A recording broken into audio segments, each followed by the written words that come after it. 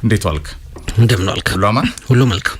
ከ6 እስከ 8 ሚድፊልዷ ተጀምራለች። አሁን በኤፍሬም የማን ኦፊሻል የቀጥታ ስርጭት እያከናወንን እንገኛለን። በመላው ዓለም የቀጥታ ስርጭታችን ዘመኑ የዲጂታል እንደመሆኑ መጠን የባልደረባዬ ፍቅር ይልቃል ዩቲዩብ ቻናል እንደዚሁ የትሪቡን ስፖርት አበይት ጉዳዮች ሁሉ ሁሉ ጊዜ የሚጫኑባቸዋል። ላይክ፣ ሼር፣ ሰብስክራይብ በማድረግ ከኛ ጋር ቆዩ። ከግማሽ ሚሊዮን በላይ በተደረሰው የፌስቡክ ገጻችን እንደዚሁ አለን። ባጭሩ በቲክቶክ ቻናላችንም እንደዚሁ ሰፊ ተደራሽነትን ይዘን እንገኛለን። እግር ኳስ ማክሰኞና ሮብ ፔዤ ከሙኒክ አትሌቲኮ ከአርሰናል የሁለት ዓለም ሰዎች ናቸው። የፔዤና ሙኒክ ጨዋታ በእግር ኳስ ምናልባትም ዘ ቢዩቲፉል ጌም ማክሰኞ እንዳልነው ብዙ የተባለለት ጨዋታ ነው። ምናልባትም ከዚህ በኋላ ከእግር ኳስ ምን መጠየቅ ትችላለህ? በአንድ ጨዋታ ላይ እግር ኳስ እንዲህ ቢሆን ብለህ ከምትመኛቸው ውስጥ የትኛውን ነፈገን? የፔዤና የባየር ሚኒክ ጨዋታ ጎል፣ ውበት፣ ከጫፍ ጫፍ በነጻነት መጫወት፣ የኢንዲቪጁዋል ክሬቲቪቲ፣ የተጫዋቾች ድፍረት፣ የአሰልጣኞች በነጻነት ቡድናቸው ማዘጋጀት፣ የተቃራኒን ቡድን እንዴት ላቁመው ሳይሆን እንዴት በልጬ ልጫወት የሚል ራሴ እንዴት በልጬ ልጫወት እኔ ከዛኛው ቡድን የተሻልኩ ነኝ በሚል የራስ ታለንት ላይ ያተኮረ ከጫፍ ጫፍ ኢንድ ቱ ኢንድ አስደናቂ የነበረ ጨዋታ ነበር የተመለከትነውና እግር ኳስን ያመሰገንበት ነበር። 17ኛው ደቂቃ ላይ ባየር ሚኒክ በሃሪኬን ፔናልቲ መራ። 24ኛው ደቂቃ ላይ ጎል ነበር። 33ኛው ደቂቃ ላይ ጎል ነበር። 41ኛው ደቂቃ ላይ 45ኛው 56 58 65 68 ለመተንፈሻ እንኳን ጊዜ አልነበረንም። የመጨረሻዎቹ 20 ደቂቃዎች እንኳን ከ70 ደቂቃ ላይ እዛኛውም ባየር ሚኒክ አቻልሞ እዚህ ደግሞ ፔዤ ተጨማሪ ጎል ለማስቆጠር ፖል የሚመልሱ በረኛ የሚያድናቸው በማዕዘን አስጨናቂ የሆኑ ኳሶች የሚደረጉበት አጋጣሚ ነበር። አንዳች ነገር ያልጎደለው እንከን የሌለው ጨዋታ ነበር ማለት ይቻላል። በተለይ ለገለልተኛ እግር ምናልባት ለቀጥታ ቡድኑን ለሚደግፉት ደጋፊዎች አስጨናቂነቱም ሊበዛ ይችላል። ምክንያቱም የደስታ ስሜት በጣም ከፍ ይላል፣ እንደገና ይወርዳል። ለምሳሌ ፔዤ ደጋፊ ብትሆን ተመራህ፣ መጀመሪያ ኮንትሮል አደረገ ባየር ሚኒክ፣ ከዛ ፔዤ ዶሚኔት አደረገ፣ ባየር ሚኒክ አቻ ሆነ። እንደገና ፔዤ ዶሚናንሱን ማግኘት ቻለ በ3 ጎሎች፣ ባየር ሚኒክ 2 ጎል እንደገና አስቆጠረ። ይሄ የስሜት ግራፉ በጣም ከፍተኛ ስለሆነ ስለሚለያይ ከደስታ ወደ ሀዘን ከሀዘን ወደ ደስታ የምትቀያየርበት አስጨናቂ ሆነቱ ስለሚለያይ በጣም ልትጨነቅበት የምትችለው ጨዋታ ሊሆን ይችላል። ባየር ሚኒክም እንደዚሁ ቡድነ ተሰናበተ እንዲህ በመጀመሪያው ሌግ ላይ ብለ 5-2 ሲሆኑ የባየር ሚኒክ ዕጣ ፈንታ የተደመደመ የተጠናቀቀ ይመስል ነበር። ኤፍሬም ግን እንደዛ አልነበረም። መጣ ባየር ሚኒክ እንደገና 2 ጎሎችን አስቆጠረ። መጨረሻ ላይ ስታየው የ1-0 ልዩነት የ1-0 የጠባብ ውጤት ልዩነት ሆነና ለሁለቱ ደጋፊዎች ትንሽ ጭንቀቱን የሚጨምር ጨዋታ ሊሆን ይችላል። ገለልተኛ ለሆኑ እግር ኳስን ሁሉ ለሚወዱ ቅድም እንደተናገርከው በዓለም ላይ በቢሊዮኖች እግር ኳስ ለመወደዱ ምክንያት ለመሆኑ ግን አንድ ምስክር ከሆኑ ጨዋታዎች መካከል አንዱን ተመልክተናል። ስሌት ነበረው፣ አርት ነበረው፣ ውበት ነበረው፣ እንቅስቃሴዎች ነበሩት፣ ሁነቶች ነበሩት። ብቻ እዚህም እዛም እንዳታርፍ የሚያደርግ እንድትወያይ የሚያደርግ አብረው ከሚመለከቱት ሰዎች ጋር ምንድነው ያየሁት ብለህ እንድትጠይቅ የሚያደርግ በጣም ምርጥ ነገር ተመልክተናል። ሉዊስ ኤንሪኬ እንኳን ብዙ የቻምፒየንስ ሊግ ምሽቶችን የድል ምሽቶችን ጨምሮ ትልልቅ ጨዋታዎችን የመራው ሰው በአሰልጣኝነት ወንበር ቁጭ ብዬ ከመራዋቸው ምርጡ ጨዋታ ሲል ገልጾታልና በቻምፒየንስ ሊግ እንዲህ አይነት ጨዋታዎችን እናያለን አልፎ አልፎ። ግን ይሄኛው ከፊት ደጋግመው ከሚነገርላቸው ከሚተረኩ የአመቱ ምርጡ ጨዋታ ያለ ጥርጥር የአመቱ የቻምፒየንስ ሊግም የትኛውም ጨዋታ ላይ ከተመለከትነው ምርጡ ጨዋታ ነው። ማጂክ የነበረው እና እግር ኳስ እንዲሆን አለበት።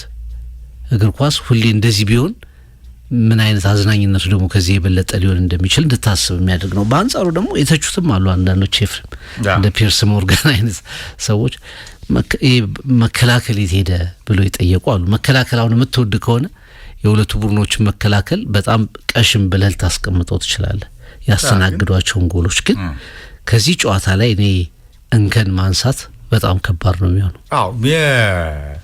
አሁን መከላከል አንደኛው የእግር ኳስ ውበት ከፍታ ነው። ፍቅር አንደኛው የእግር ኳስ ውበት ከፍታ ነው። ግን ይሄ ጨዋታ እኮ መከላከል በጣም እጅ የሰጠበት አንዱ ምክንያት የተጫዋቾቹ ጥራት ነው። ኢንዲቪጁዋል ብሪሊያንስ ነው። የትኛውን ይዘህ የትኛውን ትተዋል? ጀማል ሙሲላን ብትይዘው ኦሊሴ አለ፣ ኦሊሴን ብትይዘው ዲያዝ አለ፣ ዲያዝን ብትይዘው ሃሪኬን አለ፣ ገልብጠው ወደዛ። ዴምቤሌን ብትይዘው ዱዌ አለ፣ ዱዌን ብትይዘው ቪቲኒያ ወይ ደግሞ ጃኦ ኔቬስ አለ፣ ክራቫ አለ። በተለይ ክራቪስኪያ ምን አይነት ታለንት ነው ያላቸው! የተደራጀ የቢልድ አፕ እንቅስቃሴ፣ አስደናቂ ፈጣን ትራንዚሽን፣ በተለይ ደግሞ በማጥቃት እንቅስቃሴ ላይ የእጅ ኳስ እኮ ይናፍቃል። እዚህ ጌም ላይ ፍቅር በ90 ደቂቃ 7 ኮርና ብቻ ነው ያየነው። በአጠቃላይ ኦፍሳይድ 3 ጊዜ ብቻ ነው ያየነው። 9 ጎል አይተናል። ፐርፌክሽን አይተናል። ትናንትና ለምሳሌ አርሰናልና አትሌቲኮን መጣበታለን። የተፈራው ጨዋታው የማክሰኞውን ላይ ያለም ነገ በቃ ያው እንቅልፍ የሚያመጣውን ጨዋታ ያሳየናል የሚል ነበር። በጣም በርካታ ሙከራዎችን ለማድረግ ጥረት አድርገዋል። ጥሩ ጨዋታ ነበር፣ ግን ጥራት የላቸውም እንቅስቃሴዎቹ። ፋይናል ሰርድ ላይ ፐርፌክሽን ልክ እንደ ፔዤ ተጫዋቾችና እንደ ባየር ሙኒክ ተጫዋቾች አልነበራቸውም። ምናልባት ዩሊያን አልቫሬዝን ትነጥል ታውጣና የኳሊቲ ማአት ማክሰኞ ምሽት አይተናል። በተለይ ይሄ እግር ኳስ ጨርቋን ጥላ ስታብድ ውበት ከሜዳው ሲፈስ ዓለም ለሰከንድ አንገቱን እንዲመያዞርበት ጨዋታ ሲሆን መከላከል እጅ የሰጠበት አንዱ ምክንያት የሁለቱ አሰልጣኞች በጣም ይሄ ዘ ቢዩቲፉል ጌም ብራዚሎች እንደሚሉት ጆጎ ቦኒቶ እግር ኳስ ከፓሪስ እንደ ሞናሊዛ ስትዋፍቅር ሁለቱ አሰልጣኞች የፈቀዱት የጨዋታ ስታይል ነው። ለምሳሌ ንጉሱ ሊዮኔል ሜሲ፣ ዣቪ፣ ኢኒየስታን ጨምሮ ያ የጋርዲዮላ ከላማሲያ የመጡ ፈርጦች በጣም አንደኛው የዓለም እግር ኳስ ድሪም ቲም ነው አይደለ? የጆዜ ኢንተር ሚላን ለማቆም የሄደበት መንገድ ጆዜን የእግር ኳስ ጠላት አስብሏቸው ነበር አይደለ? ካልቻልክ መጫወት ካልቻልክ ተቃራኒውን ነገር ይዘመተህ በአግባቡ መከላከል ያስፈልጋል። እንደ ፒጂ መጫወት ከቻልክ እንደ ባየር ሙኒክ መጫወት ከቻልክ ደግሞ ተጋጣሚን ታከብራለህ፣ እግር ኳስን ታከብራለህ፣ የእግር ኳስ ተወዳጅነት ከፍታ ጥጉን ታሳያለህ፣ ለሚሊዮኖች የነፍሳት ሴት ማረፊያ ትሆናለህ። ይህንን የፈጸሙት ስለሚችሉ ባየር ሙኒክ እንደዛ ጎል እየተቆጠረበት ኤፍሬም ኦፓሚካኖ ተከላካዮቹ ከኋላ ያሉ ተከላካዮች ታን ጨምራ በጣም በጀግንነት በኃይል ላይ ነው ሲጫወቱ የነበሩት። ጎል እኮ እየገባባቸው ክቫራ ይሮጣል፣ ዴምቤሌ ይሮጥ ነበር፣ ዱዌ በኋላም ተቀይሮ የገባው ኮከብ ይሮጥ፣ በሁሉም አቅጣጫ ይሮጡባቸዋል። ግን በኃይል ላይ ነው የተጫወቱት። በቀል ማጥቃት አለብን። ጎሎች እየተቆጠሩባቸው ተጨማሪ ጎሎች እጣፈንታቸውን ወደ ኋላ እንደሚስቡባቸው እያወቁ በከፍተኛ ኃይል ላይ ነበር የሚጫወቱት። በኋላ ፓሪስ ሰን ጀርመን በሰከንድ አፍ ላይ በጣም እንዲጨነቅ ያደረጋቸው ያ የጨዋታ እምነታቸው ነው። በአዌ ሜዳ ላይ በእንደዚህ አይነት ድፍረት የመጫወት አቅም ነው። ሲያጠቁ በጣም ቨርቲካል ነበሩ የኮምፓኒ ቡድን። ይሄ ኳስ አያሽሙነሙንም፣ በቀጥታ ቶሎ እንትን ውስጥ ይገባሉ፣ የተቃራኒ ፔናልቲ ውስጥ ይገባሉ። የማጥቃት እንቅስቃሴው በጣም አስደናቂ ነበር። ዲፌንሱን ያው በትራንዚሽኖቹ ይጋለጡ ነበር። ምክንያቱም በከፍተኛ ሁኔታ ወደ ፓሪስ ሰን ጀርመን መከላከል ገብተው ስለምንመለከታቸው ስፔስ ያገኙ ነበር የፓሪስ ሰን ጀርመን ተከላካዮች። አንዳንዴ ዴምቤሌና የሆኑ ተጫዋቾች ኳስ ይዘላሉ። ክቫራ ሁለተኛውን ጎል ሲያስቆጥር አይተዋል። ብቻውን መጥቶ ነው ያገባው። አንድም የሚዩኒክ ተከላካይ አጠገቡ አልነበረም። እና ለእንደዚህ አይነት ነገሮች ተጋልጠዋል። ግን እምነት ነበራቸው ባጫወታቸው ላይ። ወደ ፒኤስጂም ስትመጣ ትራንዚሽኑ በጣም አስደናቂ ትራንዚሽን፣ ኳስ ሲይዙ በፍጥነት ግብ ክልል ውስጥ ሁለቱን ዋይድ አንግሎቹን ተጠቅመው በመስመሮቹ ላይ ሁለት ተጫዋቾች ኦቨርሎድ እያደረጉ ኤፍሬም ክቫራ፣ ዴምቤሌ በጣም ማየት ከሚገባን ብዙውን ነገር አሳይተውናል። እስከምንችል ድረስ አሳይተውናል። የዴምቤሌ ሁለት ጎል ማሲቭ የሆነ ተጽዕኖ እንዳለው የኮከብ ያምና የባለንዶር አሸናፊ ነበር። ቻምፒየንስ ሊጉን ጨምሮ 3 ዋንጫዎችን ማንሳቱ ይታወሳል። በዚህ ጨዋታ በጣም ድንቅ ነበር። የሳታቸው ኳሶች አንድ ለአንድ ከኑዌር ጋር መጀመሪያ ተገናኝቶ የሳተውን ኳስ ጨምረ ከዛ በኋላ ሪከቨር አድርጎ 2 ጎሎችን አስቆጥሮ አንዱን ፔናልቲ አንዱን በጨዋታ አስቆጥሮ ከዛ በኋላ በጣም ብዙ አስጨናቂ ነገሮችን አድርጎ ለብዙዎቹ ማን ኦፍ ዘ ማች ነበር። ክቫራ ይሄ በጣም ማቆም የማይቻል ኮከብ እኔ የባየር ሚኒክን ሞመንተም የሰበረው ይሄ የጨዋታውን የበላይነት የሰበረው በግሉ ኢንዲቪጁዋል ያስቆጠራት የመጀመሪያው ኳስ ትመስለኛለች። በዛ ሁለት ሶስት ተከላካዮች መካከል ድሪብል አድርጎ ማኑኤል ኖየር በቆመበት መጀመሪያ ያስቆጠራት ኳስ ፔዤ ወደ ሪትም እንዲመጣ አድርጎት ነበር እንጂ የመጀመሪያዎቹ 15 ደቂቃዎች ላይ የባየር ሚኒክ ፕሬሲንግ ፖሴሽን አጠቃላይ ብልጫ ያስደነግጥ ነበር። ቪቲኒያን ብዙ አልተመለከትነውም በጨዋታው ላይ ምክንያቱም ማርክ ይደረግ ነበር በተደጋጋሚ። የባየር ሚኒክ ሚድፊልድ በጣም ብዙ ነበር፣ ለቪቲኒያ ስፔስ አልነበረውም። ግን አጭር ጎል ያስቆጠረ ራሱ ታታሪ የነበረ ሌላ ተጫዋች ተመለከትን፣ ጆao ኔቬስ በጣም ድንቅ ጊዜ ነው ያሳለፈው። ወደ ባየር ሚኒክ ስትመጣ ቅድም እንዳነሳው ነው ኦሊሴ ሙሉ ሲያሸብር የዋለ 90 ደቂቃ ሲያሸብር የነበረ ስፔሶችን ሲፈጥር የነበረ ሉዊስ ዲያዝ ከመከላከል ጀምሮ ኳሱን ይዞ በቃ ድሪብል እያደረገ የሚደርስ ፔናልቲ እድል እንዲፈጠር ያደረገ ሃሪኬን ለእኔ በጣም ወሳኙ ተጫዋች ነበር። ጎሉም ማስቆጠሩ አይደለም ፔናልቲውን አሲስቱ ደጋግመን እንድታነሳለት የሚያደርግ አሲስት ለሉዊስ ዲያዝ 4ኛ ጎል ሰጥቷል። ከዛ ውጪ የሊንክ አፕ ፕሌው ሃሪኬንን መያዝ በጣም ከባድ ነበር። በዛ ጨዋታ ላይ አንዴ ከፊት ታዋል፣ አንዴ ሚድፊልዱ ላይ ታዋል፣ አንዴ ከተከላካይ ጀምሮ ኳሶችን ከዚህ ከዲፌንሲቭ ሚድፊልድ ጀምሮ ኳሱን ይዞ ሲሄድ ታዋል። አሲስት ያደርጋል፣ ሞካሪ ይሆናል። በጣም ድንቅ የማጥቃት እንቅስቃሴው በተለይ ለኔ በሁለቱም ቡድኖች በኩል እንከን አልባ ነበር። ለዚህ ምስጋናውን የሚወስዱት ሉዊስ ኤንሪኬ፣ ቪንሰንት ኮምፓኒ ናቸው።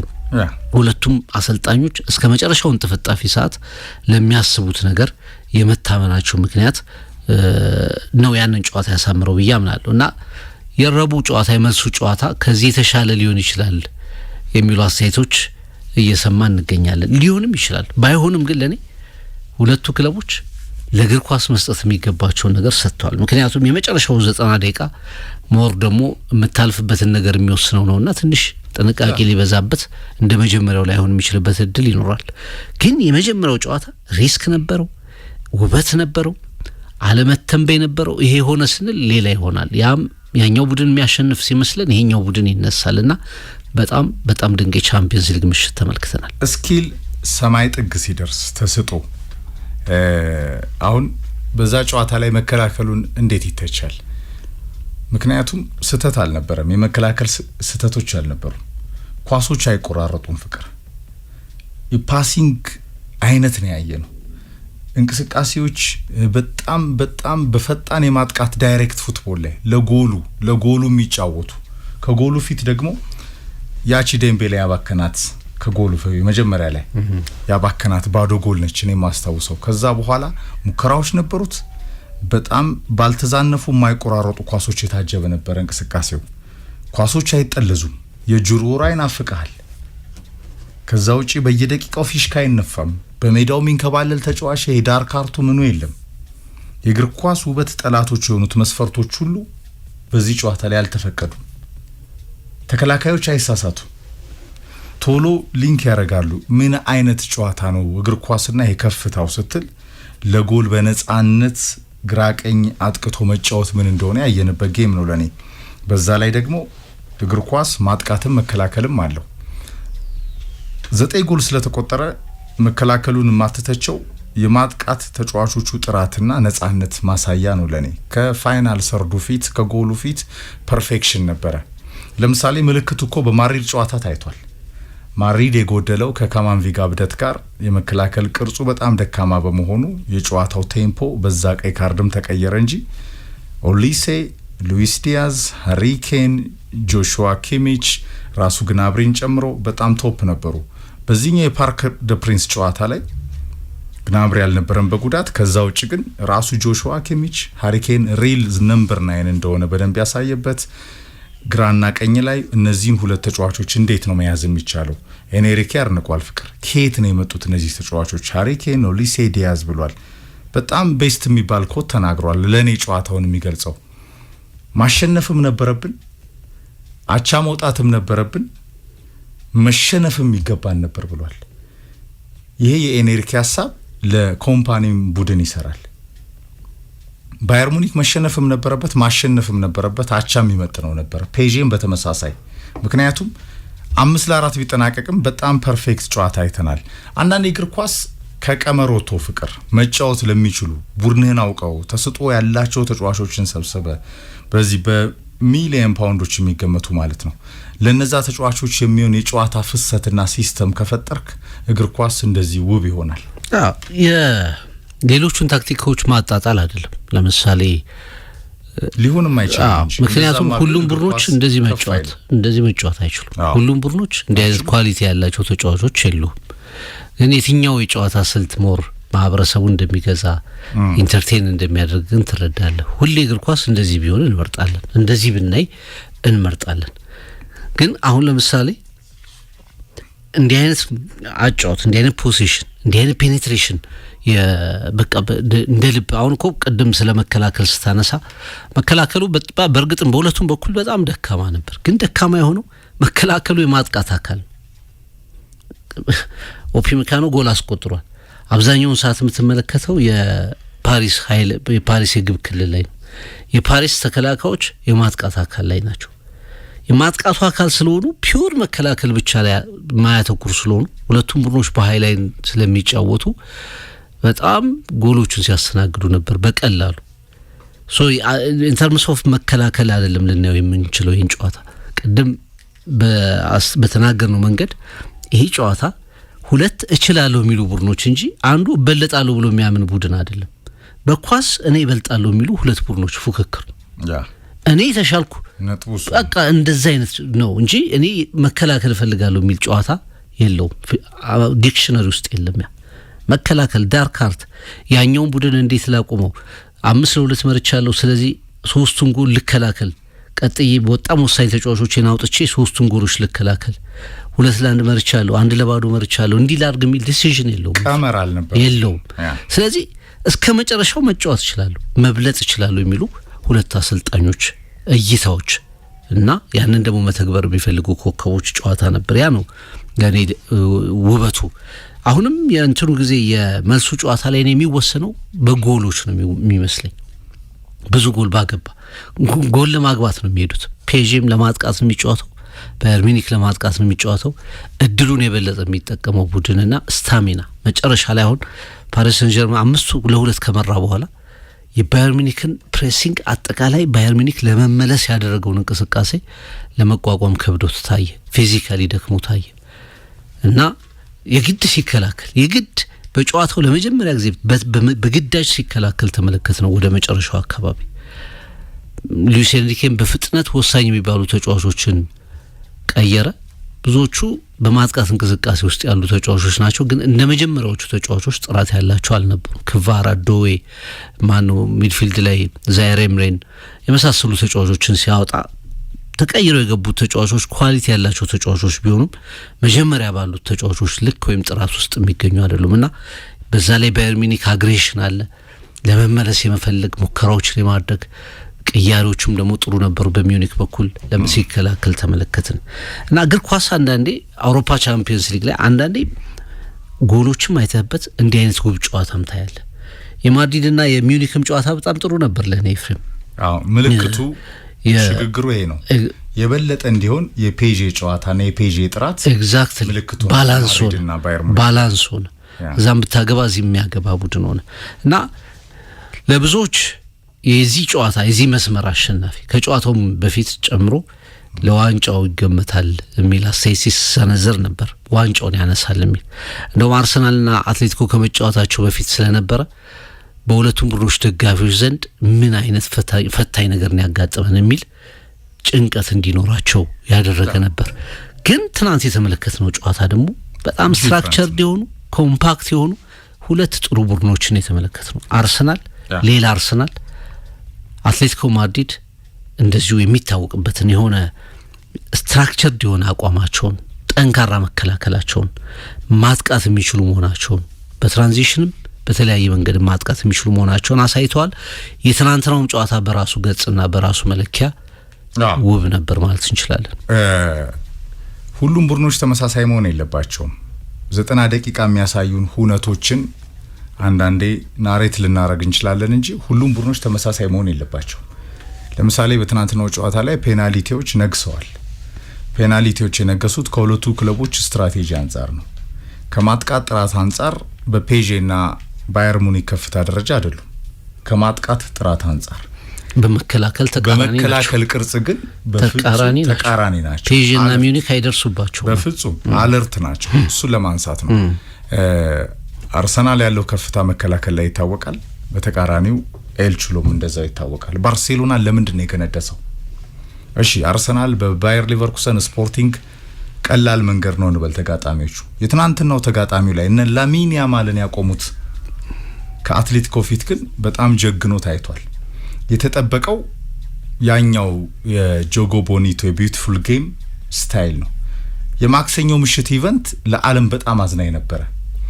ስለዚህ የበለጠ የሮቡን ጨዋታ እንዲጠበቅ አርጎታል። አሁን ካለው የሶሻል ሚዲያውም ተጽዕኖ ጋር ግን አላማ አላቸው እነዚህ ቡድኖች። የራሳቸው ስትራቴጂ የሄዱበት መንገድ አላቸው። እዚህም የደረሱበት ከፍታ አለ። 13ኛው ጌም ነው አርሰናል ሪከርድ ነው ሳይሸነፍ በቻምፒየንስ ሊግ አልተሸነፈም እስካሁን። እንደ ፔዤ ህብረት ትርኢቱን ሊያሳይ ግዳጅ የለበትም። እንደ ባየር ሙኒክም በተመሳሳይ በዛ ልክም የተጫዋቾች ጥራት የለውም በማጥቃት እንቅስቃሴው ላይ። ዘንድሮ የመጣበት መንገድ ደግሞ የፉትቦል ትራዲሽኑንም አርሰናል ቀይሯል። ቦሪንግ እየተባለ መጥቷል። ግን 9 ጎል ማየት ለተመልካች ያዝናናል። 9 ጎል ማየት የማጥቃት ጥራት ከፍታ ማሳያ ነው። በብራዚል ይመሰላል አይደል?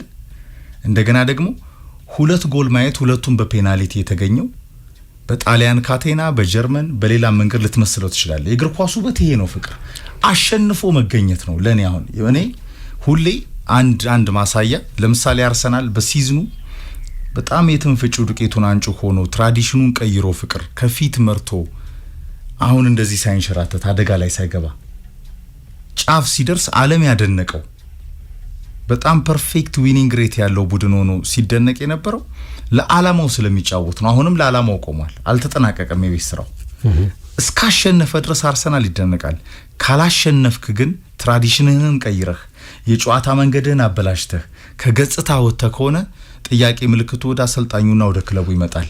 ኤልቹሎ በባርሴሎናና በማድሪድ በሁለት ዞኖች መሃል እንዲተጣብቆ 16 ዓመት ቆይቶ በማድሪድ ከአትሌቲኮ ጋር ፍቅር የአትሌቲኮ ህፃናት ራሱ ግራ እስኪጋቡ ድረስ ለምንድነው ማድሪድ ከተማ እየኖርን ሪያል ማድሪድን ማንደግፈው? ለምንድነው አትሌቲኮን ማንደግፈው? ያ ነው የሚያሸንፈው የሚል ሐሳብ ኖሮ እንኳን ኮምፒቲቲቭ ፉትቦል የፈጠረው በራሱ ስትራቴጂ ነው። እንደ ኤኔሪኬ ሆኖ አይደለም፣ እንደ ኮምፓኒ ባየር ሙኒክ ሆኖ አይደለምና ሪሶርስና ስታይል ወሳኝነት አለው። የእግር ኳስ ቀመር እሱ ነው። አልቲሜት ጎሉ ፍቅር ትሮፊ አንደኛው የስልጠና ዘዬ ነው። ቡድንን አመቱ ሙሉ እንዲሁም ደግሞ ለአመታት የመራበት የስልጠና ዘዬ ነው። ድንገት ተነስተ እንደ ባርሴሎና እንደ ባየር ሙኒክ ፔዤ መጫወት አትችልም። የራስ ፊሎሶፊ አለ። ሁለተኛ የፓሪስ ሰን ጀርመንና የባየር ሙኒክ ጨዋታ ያዝናናን ጎሎቹ ስለነበሩት ብቻ አይደለም ኤፍሬም። አሁን ጎሎቹን ባየር ሙኒክ ብቻ ቢያስቆጥራቸው ወይ ፔዤ ብቻ ቢያስቆጥሯቸው ጨዋታውን ላንወደው እንችላለን። 7-2 ቢሆን ለምሳሌ 8-1 ቢሆን 6-3 ቢሆን የአንድ ቡድን ዶሚናንስ ቢሆን አንወደውም። በጣም ይህን ጨዋታ የወደድንበት አንዱ ምክንያት ሁለቱም ቡድኖች ተመሳሳይ ባላንስድ የሆነ እንቅስቃሴ ስላሳዩ ነው። ውበቱ ምጣኔውም ጭምር በሁለቱም በኩል ስለሆነ ነው እንጂ ሙኒክ እኮ ዘንድሮ አትላንታን 10-1 አካባቢ ነው ያሸንፈዋል። ፔዤ 8 አግብቷል። በደርሶ መልስ ቼልሲን ያሸነፈበትን ጨዋታ በደርሶ መልስ ብዙ ጎል ነው ያገባው ቼልሲ ላይ እንደዚሁ። ይህን ስታይ አንድ ቡድን ዶሚኔት ቢያደርገው ኖሮ በጎሎቹ ብቻ አነዝናናም። የትናንቱ የአርሰናልና የአትሌቲኮም ጨዋታ በራሱ መንገድ የተመጣጠነ ጨዋታ ነበር። ጎል የለውም ግን በጣም ሚዛኑን የጠበቀ ጨዋታ ነበር። የመጀመሪያው አጋማሽ ላይ እኔ አርሰናል ትናንት ጥሩ ውጤት ይዞ ወጥቷል። ውጤቱንም ተዘርፏል። ፔናልቲዎች እኔ ፔናልቲው ለምንድን ነው ያሰጣል ብዬ ማስበው እንዲህ አይነት ንክኪዎች ስለሚያሰጡ ሌላ ጊዜ ወይ ሙሉ ለሙሉ ንክኪዎች ሶፍት ንክኪዎች አያሰጡም ብለህ ለሁሉም አይነት ንክኪዎች ማያሰጥ ቢሆን ቅር አይደለም። ግን ሌላ ጨዋታ ላይ እንዲህ አይነት ንክኪ ሊያሰጥ ስለሚችል ፔናልቲ አርሰናሎች በወሳኝ ሰዓት ላይ ጨዋታውን ማሸነፍ የሚችሉበትን እድል ተዘርፈዋል ማለት ይቻላል። ከዛ በኋላ ትንታኔዎችን ስትሰማ የዳኝነት ህጎቹንም ስታገላብጥ ንክኪው አለ ግን በቂ አይደለም፣ ንክኪው አለ ኤዜ ኤግዛጀሬት አድርጓል ይለዋል። ግን እንዲህ አይነት ተመሳሳይ ጥፋቶች ፔናልቲ ሲሆኑ ተመልክተናል። የቤን ዋይት ኳስ ተነክቷል፣ በእጁ ከመንካቱ በፊት በጭኑ ነክቶታል። ከሰውነት አካል ዲፍሌክት ሆኖ በእጅ የምትነካው ኳስ ፔናልቲ አይደለም ይላል። ግን ያን ያህል አይደለም ብሎ ደግሞ ቫር እንደገና ውሳኔውን ወስኗል። በሁለቱም ውሳኔዎቻቸው ላይ አርሰናሎች ኮምፕሌን ማድረግ ይችላሉ በትናንትናው ጨዋታ እና ለእኔ ትናንትና ውጤቱ በጣም ጥሩ ነው። አንድ እግራቸውን ወደ ቻምፒየንስ ሊግ ለማስገባት የሚረዳቸውን ወሳኝ ውጤት ይዘው ወጥተዋል። ከሁሉ በላይ ግን አርሰናል እኔ ትናንት በቻምፒየንስ ሊግ የምናውቀውን አርሰናል ሆኖ የመጣው አትሌቲኮን 4-0 አሸንፏል በምድብ ጨዋታ። ባየር ሚኒክን አሸንፏል። አሁን ዋንጫውን ያነሳል ብለን የምናስበውን ሚኒክን ያሸንፈው አርሰናል። ሚኒክና ፔጂ ተገናኝተዋል ከዚህ በፊት ሜዳው ፓርክ ደ ፕሪንስ ላይ ባየር ሚኒክ አሸንፎታል በምድብ ጨዋታ። አርሰናል እነዚህ አይነት ቡድኖችን ጭምር እያሸነፈ የመጣ ቡድን ነው። ትናንትና የመጀመሪያ ሀፉ ላይ ያ ጥንካሬው ነበር። ራይስና ዙቢሜንዲ ሚድፊልዱ ላይ የነበራቸው ብልጫ ጥሩ ነበር። ከኋላ ኳስ የሚመሰረትበት መንገድ እርጋታ በጣም ጥሩ ነበር። የመከላከሉ ንቃት የሳሊባና ማጋሌሽ ጥምረት በጣም ጥሩ ነበር።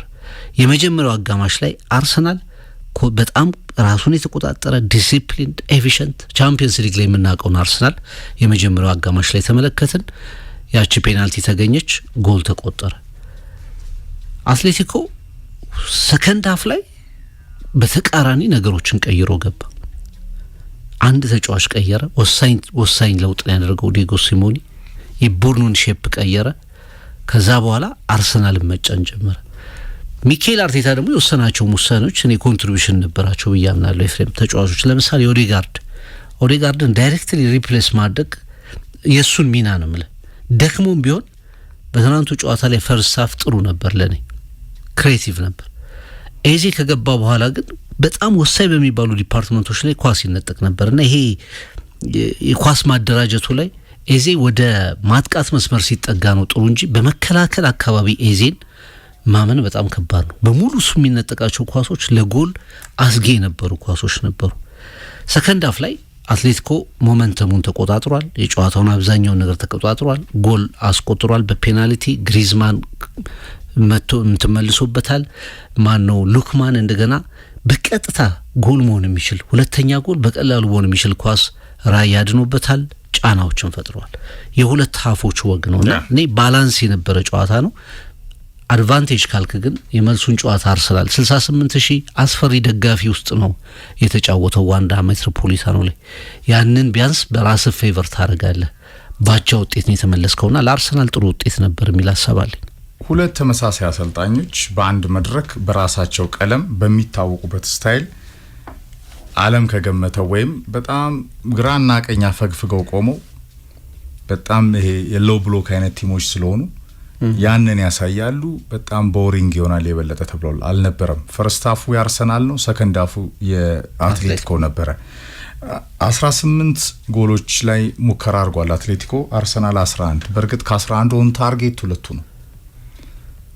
ፋይናል ሰርዱ ላይ ሁለቱም ቡድኖች የማጥቃት ጥራት ያላቸው ተጫዋቾች አልነበሯቸውም፣ የላቸውም፣ የማይታወቁም። በዛም በፔዤና ባየር ሙኒክ ደረጃ አይደሉም። ኦሊሴ፣ ዲያዝ፣ ጆሹዋ ኪሚች ወይ ደግሞ ሃሪኬን ብለ ዱዌ፣ ክራቪስኪያን ደግሞ ዴምቤሌ አትልም። ከጀርባቸው ቪቲኒያ፣ ጆ ኔቬስ እንዲህ አይነት ሃይ ኳሊቲ ተጫዋቾች የሏቸው።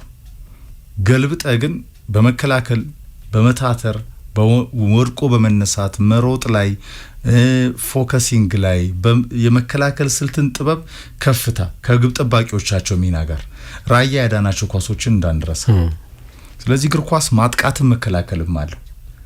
ያየኸውን ግን ኢቨንት ስትፈርድ ወይም ያየኸውን ነገር ብሪፍ ስታረግ ግን የትናንትናው ጨዋታ ሞመንት ላይ ፍቅር ለምሳሌ 18 ጥፋቶች ነበሩ በሁለቱም በኩል። ዳርካርቱም ይታወቁበታል። ያስፈልጋልም። እግር ኳስ ፍሪስታይል ብቻ አይደለም። ፈጣን የማጥቃት ትራንዚሽን ምን ያህል ውብ እንደሆነ ከፐርፌክሽን ጋር አይተናል።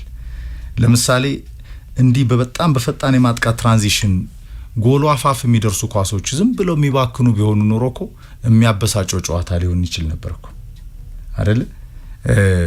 1-0 5-0 እኮ ተመሳሳይ ነው የታወቀ ነው። ግን እግር ኳስ ለተመልካቾች በጣም ምቹ ከሆነ መሆን ያለበት እንደ ፔዤ እና ባየር ሙኒክ ጨዋታ ነው። ግን ሁሉም ቡድኖች ደግሞ በተመሳሳይ መልክ ከመስታወቱ ፊት ሊቆሙ አይችሉም። አርሰናል ለምሳሌ አትሌቲኮን ከሶ ነበር አይደል? ከሳሩ ጋር በተያያዘ ወዲያው ውድቅ ተደረገበት። ለምን ፈልጎት ነው ያስብላል።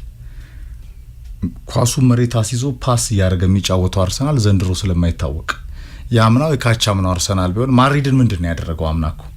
ዘንድሮ ግን አርሰናል የፉትቦል ትራዲሽኑን ቀይሯል ለዓላማው ለዋንጫው ሲል። ስለዚህ መንገዱ ላይ ያለ አልተጠናቀቀም። ኤክስፔክቴሽኑ ከፍ ያለ ነው ከደጋፊው። አሳክቶ ሆኖ መገኘት ያስፈልጋል። እኔ በትናንትናው ጨዋታ ፔዤም ማነው አትሌቲኮም አርሰናልም ያንን አሳይተዋል። ያኛው ጌም ከአሊያንዝ አሬና በሌላ ቀለም የሚመጣ ይመስለኛል።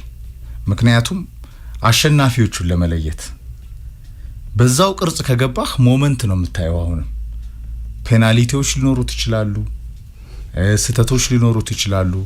ኢንዲቪጁዋል ብሪሊያንስ እንደዚህ ሰማይ ነክቶ ልታይ ትችላለህ በኮከቦች። በዛ ውስጥ አንዱ አሸናፊ ይሆናል። አሁን ቀመር የለም፣ አዌይ ማች ጎል ሆም ማች ጎል የለም እንደምታውቀው። ይሄ በጣም አሪፍ ህግ ይመስለኛል እኔ ካለፈው 3 ዓመት የተተገበረው። ስለዚህ የሚያሸንፈው ቡድን ሆኖ የሚገኘው ቡድን ወደ ዋንጫው ይሄዳል፣ ወደ ቡዳፔስት ይሄዳል። ከአርሰናልም ከአትሌቲኮም ይጠበቃል። በተቃራኒው ከፔዤም ባየር ሙኒክም ይሄ ይጠበቃል። ሆኖ መገኘት ራይት ታይም ላይ ይሄኛው ዊንግ ፋይናል ላፕ ስለሆነ ይሄኛው ዊንግ በተለይ ለሁለቱም ቡድኖች የአርሰናልና የአትሌቲኮን ስትመለከተው ለሁለቱም ቡድኖች ለአሰልጣኞቹ ለክለቦቹ ዋንጫው በጣም ያስፈልጋቸው ነው። ለምን ብትለኝ ለምሳሌ አትሌቲኮ ዲጎ ሲሞኒ ይሰናበታል እየተባለ የሚወራበት ሲዝን ነው። ኤፍሬም 2 ጊዜ ፍጻሜ ደርሷል አይደል? ሊዝበንና ሚላን ላይ በሁለቱም ሪያል ማድሪድ ባለቀ ሰዓት ወስዶበታል። በተለይ የመጀመሪያው አሸንፎ የባከነ ሰዓት እየታየ ራሞስ በሄዲንግ ጎል አስቆጥሮ ተጨማሪ ደቂቃ መጥቶ ነው ማድሪድ የነጠቃቸው። ይህ አሰልጣኝ በ10 ምናምን ዓመት ቆይተው 15 ዓመት አካባቢ ቆይተው ብዙ ሙከራዎችን አድርጎ የቀረው ቻምፒየንስ ሊግ ነው። ምናልባት ቻምፒየንስ ሊግን አለማንሳትም ጭምር ለዲጎ ሲሞኒ በቃ ከእንግዲህ ከአትሌቲኮ ጋር ያለው ጉዳይ ይጠናቀቃል ብሎ እንዲያስወስን የሚገፋ ነው ተብሎ እየታሰበ ነው። ቼልሲን ጨምሮ ብዙዎች ይፈልጉታል። አንድ እድሜ ዘመኑን አትሌቲኮን ያሻሻለ የቀየረ አሰልጣኝነት ዘመኑ ላይ ድንቅ የነበረ ግን የሆነ ነገር የሚጎለው አሰልጣኝ ነው አትሌቲኮ ማድሪድ እና በጥንቃቄ ነው መጫወት ያለበት። የመጨረሻ እድሉ ነው። ስለ አዝናኝነት እግር ኳስ የክስራ ሀሳቦች መጨነቅ ያለበት ቡድን አይደለም አትሌቲኮ። አርሰናል ላይ ስትመጣ የሚጀምር አሰልጣኝ ነው። መጀመሪያ 16 ውስጥ ወጣ፣ ከዛ 8 ውስጥ በባየር ሚኒክ ወጣ፣ ከዛ በሰሚፋይናል በፓሪስ ሰን ጀርመን ወጣ። ምን አርሰናል ዘንድሮ ደግሞ ለፋይናል እየተጠጋ ነው። በጣም ፕሮግረስ እያደረገ ያለ አሰልጣኝ ነው አርቴታ። ዋንጫ ለማንሳት ዋጋ እንደሚያስከፍለው ያውቃል። ይሄን ቻምፒየንስ ሊጉ ብቻ ሳይሆን በፕሪሚየር ሊጉ ማጣብቂኝ ውስጥ ያለ አሰልጣኝ ነው እና የፕሮሰሱ ፍሬ ማያፈራ ፕሮሰስ እንዳይሆን ለማድረግ ወሳኙ ምዕራፍ ላይ ነው። ስለዚህ እነዚህ ሁለት ቡድኖች እኔ ስለ በዛ ላይ ቻምፒየንስ ሊግን አንስቶ አያውቅም አርሰናልም አትሌቲኮም ሁለቱም አንስቶ አያውቁም። በስማቸው ልክ ያሉ ቡድኖች አይደሉም። ስለዚህ የፉትቦል የክስራ ነገር ብዙ ያሳስባቸው አይመስለኝም። ዋናው ጉዳይ ሆኖ መገኘት በቃ በየትኛው መንገድ ማሸነፍ ግን እነዛን ቡድኖች ማቆም የሚያስችል ደግሞ ስትራቴጂና ነገር መያዝ አለበት። አሁን ኢንተር ሚላን አመና የሊግ ጨዋታን ያስመሰለው ፔዤ 5 ጎል እኔ የገቡት ብቻ ሳይሆን የተሳቱት ሁሉ ትዝ ይሉኛል። እኔ እና አንዳንድ ጌሞች በዛ ልክ ግን መዘጋጀት አለ። አንዳንድ ጌሞች በዛ ልክ አሁን የትናንትናው ጌም ቀለም በጣም አንደኛ የቻምፒየንስ ሊግ ሌቭል ከፍታ ነው። የአርቴታም የኤልቹሎ እንደ ፔዤና እንደ ባየር ሙኒክ ሊጫወቱ አይችሉም። ግን ኢንተር ባርሴሎናን እንዴት ነው የጣለው? አምና ፋይናል ላይስ ምንድነው የሆነው? መከላከል ፐርፌክት መሆን አለበት፣ ስትራቴጂ ፐርፌክት መሆን አለበት። አለዛ እንደ ባየር ሙኒክና እንደ ፔዤ አይነት ቡድኖችን ማቆም ከባድ ነው። የማጥቃት ስትራቴጂያቸውን ዝም ብለህ ዲፕ ተቀምጠህ ከላከላለው ካል ከኢንተር ጣፈንታ ሊገጥም ይችላል። አለዛ ደግሞ ጥሩ ከሆንክ በካውንተር ጨዋታውንም ልደመድም ትችላለህ። እና አሁን ያ ግምት ትናንትና አርሰናልና አትሌቲኮ ጨዋታቸውን ካሳዩ በኋላ ያ ፔዤም ይለፍ ባየር ሚኒክም ይለፍ ዋንጫውን እንደልባቸው ጎል አስቆጥሮ ያሸንፉታል የሚለውን ግምት ግን የቀነሰ ጨዋታ አሳይተዋል ሁለቱም ቡድኖች። አርሰናል ሰሞኑን ካየነው ድክመቱን ወጣ ያለ ስትራክቸር ዲዮን አርሰናልን ተመልክተናል። መከላከሉ ያለው ቻምፒየንስ ሊግን ለምን እስካሁን በ13 ጨዋታዎች ውስጥ ዶሚኔት እንዳደረገ ምልክቱን ቢያንስ ፈርስት ሃፍ ላይ በደንብ አሳይቷልና ያኔ ከማክሰኞ ጨዋታ በፊት የተሰሩት ሜሞች ፍጻሜ ኦልሞስት አብቅቷል ምናምን የሚባለው ነገር ግን የቀነሰ ፐርፎርማንስ ያላቸው ቡድኖች መሆናቸውን ግን በደንብ ያሳዩበት ጨዋታ ነው። ሁሌም ባመንክበት ነገር ላይ ከመድረስ በዘለለ እንደገና ደግሞ አሸንፈ መገኘት ትልቁ የሞደርን ፉትቦል ያሰልጣኞች ፈተና ሆኗል። ኢንዶር አውትዶር ኤክስተርናል ያሉ ፋክተሮችን ሁሉ ተቋቁመ ቬንገር እንዳሉት ነው። አሁን ስልጠና እንድሮ ቀላል አይደለም ፍቅር በብዙ መንገድ ሳይኮሎጂካሊ የምትዘጋጅበት ነው። ሚዲያው አንደኛው ተጋጣሚ ነው። ደጋፊው ራሱ አንደኛው ተጋጣሚ ነው። የራስ ደጋፊ ጭምር እኮ ነው። የጨዋታ ስታይል አንደኛ ተጋጣሚ ነው። ሜንታሊቲ ራሱ አንደኛ ተጋጣሚ ነው። አርሰናል አሁን በጣም የሚፈተንበት ከፍ ብሎ የሚፈተንበት ጥፋቱ ላይ ዳይሌማ ላይ ደጋፊውን ጭምር የጣለበት ይሄ ቀለበት መንገድ ላይ ወዴት ወደ ዋንጫው ወይስ ጥፋቱ ላይ መልሶ እንደተመለሰው ልንመለስ ነው ዘድሮም ሃፕኒንግ አጌኑ ላይ ተፈጠረው እንጂ ቻምፒየንስ ሊጉ ምርጡ ቡድን ነው 13 ጌም ሳይሸነፍ ዊኒንግ ሬቱ ከሁሉም ቡድኖች የላቀ ነው ፍቅር በርካታ ጨዋታዎችን ወደ 40 ጨዋታዎችን እንኳን አሸነፈ 56 57 አከናው የአመቱ ሁሉ አፈጻጸም እኮ ዋንጫ ስለማያመጣ ነው ግን የጨዋታ መንገድህ የፉትቦል ትራዲሽንን ሁሉ ቀይረህ ገጽታን ሁሉ በጣም አበላሽተህ ማሸነፍ እስካልቻልክ ድረስ ከባድ ነው የሚሆነው በሱ ወይ ላይ ነው አርቴታ በኬሬሩ ፈታይ ሰዓት ላይ የሚገኘው ከዛ ውጪ እግር ኳስ እንደ ትናንትና አይነት የቫር ስተቶችን ጭምርኮ ደምረህ የምታሸንፍበት ስፖርት ሆኗል ፍቅር ሞመንቶቹ ይጠቀሳሉ ትናንትና ፔናልቲዎች የነገሱበት ጨዋታ ነበረ ማክሰኞ የእግር ኳስ ውበት ከፍታ ጥጉን በሞናሊዛ ያየንበት ነበር በሞናሊዛ ምስል ፍቅር ምክንያቱም ለደቂቃ እንኳን እንደዚህ አንገትን የምታዞርበት ጨዋታ አልነበረም ግን እግር ኳስ ማጥቃትም መከላከልም ያለው ነው ጎሎች ያሉት ነው 1-0 ማሸነፍ ነው 9 ጎል አስቆጥሮም ተመልካችን ማዝናናት ማሸነፍ ነው ሚናውን ይዘው ለቆሙ ሰዎች ስትራቴጂ የነደፉበት ምክንያት አሁን ፉትቦል ኢነሚ የሚባሉ አሉ አሁን የዮሃን ክራይፍ ቲም እና ጆዜ ናቸው ጆዜ ወደ ማድሪድ ሊመለሱ ነው በነገር ያው ምክንያቱም አሰልጣኝ የለም ፍቅር አሰልጣኝ ጠፍቷል የርገን ክሎፕ የራሳቸው ቀለምና እይታ አላቸው ሙሉ ለሙሉ ሃይራርኪው ኢንተርፌር እንዲያደርግ አይፈልጉም ጆዜም እንደዛ ናቸው ግን የጆዜ ቀለም ብዙ ነገር ይዞ ሊመጣ ይችላል ለማድሪድ ቡድን መሆን ስላልቻለ ነው ከባየር ሙኒክ ፊት ይወደቃል ለምን ነው ይሄን ያነሳውለ አሁን ብዙ ጊዜ እንደዚህ በጣም ዶሚናንት የሚያደርጉ በስታይላቸው አሁን ባርሴሎና ማድሪድን ሲያፈዝ ነው አይደል ፔሬዝ ጆዜን ያመጣቸው ያ ተቃራኒውን ማርከሻውን ማምጣት ነው የፈለጉት አሁንም እዛም እዚህም ለሚነሱ ቡድኖችና ማድሪድ ውስጥ ለጠፋው ሃይራርኪ የጆዜ ሳቢ ነው የሚያስፈልገን ወደ ማለት መጥቷል ፔሬዝ አንዳንድ ጊዜ ምንድነው ቲት ፎርታት በቀጥታ ባንድ ነገር በቀጥታ እንትኑ ላታመክነው ትችላለህ የበላይነቱን ላትነጥቀው ትችላለህ የፔዤና የባየር ሚኒክ ተጋጣሚዎች አትሌቲኮና አርሰናል የመሆናቸው ምክንያት አንዳንዴ የውበትም ምክንያት ሊሆን ይችላል የተቃራኒዎች ጨዋታም ሊሆን ይችላልና ከዛ አንፃር ለማየትም ስለፈለኩ ትክክል ነው ዲፈረንት ባንድ በርሜልማ ሁሉ መፍሰስ የለበትም አንድ የሆነ በርሜል ውስጥ ተጠምቀ ከወጣ እንደዛ አይደለም እኮ እግር ኳስም ውበትም ህይወትም እንደዛ አይደለም ዲፈረንት ነገር ይፈልጋል ፍቅር ይልቃል ለኤፍሬም የማነ ሌላና ሌላ አይነት ቀለም ይፈልጋል ልክ እንደዛ ነው አሁን የሁሉም ፔጄና ባየር ሙኒክ ሊኮኑ እኮ እግር ኳስ እንደዛ አይደለም በጀግንነት የሚከላከል በጀግንነት የሚዋደቅ 28ኛው ደቂቃ ላይ እንደ ያ ቲያጎ ሞታ አይነት ተጫዋች ወጥቶ 35ኛው ደቂቃ ላይ አካባቢ ከባርሴሎና ካምፕኑ ላይ ነው ልክ ነገር 20 ምናምን ደቂቃ አካባቢ በ10 ተጫዋች የግራ መስመር ተመላላሽ አድርገውት ኤቶን ሜሲን የያዘው ባርሴሎናን አቁሞ በጀግንነት ተዋድቆ ካሸነፍክ ጆዜ ነው ማለት ነው። ዘ ስፔሻል ዋን ተከላክለ እግር ኳስ ጠላት ተብለ ቦሪንግ ተብለ በጣም በዊኒንግ ሬት ተቀጠለ ደግሞ መጨረሻው ላይ ዞር ካልክ እስካሁን ባለው መንገድ አርሰናል ነው። እሱን መቀየር ያስፈልጋል ፍቅር። እሱን ከመቀየር ከቻልክ አርቴታ ትልቁ አሰልጣኝ ይሆናል። ለዓላማዬ ነው እንዲሆንኩት ትላለህ አይደል? ለዓላማዬ ነው እንዲሆንኩት። ስለዚህ ግራቀኝ የተለያዩ አይነት ቀለሞች ያስፈልጋሉ። የእግር ኳስ ውበት በዛ ነው የሚለካው። ሌላው እኔ ፔዤ እና ባየር ሙኒክ የሚገኙ ተጫዋቾች ሎካል ፉትቦል ላይ ኮምፈርት ዞን ነው ፍቅር። ኮምፈርት ዞን ነው። ህብረት ትሪቱ ምኑም ኮምፈርት ዞን ነው።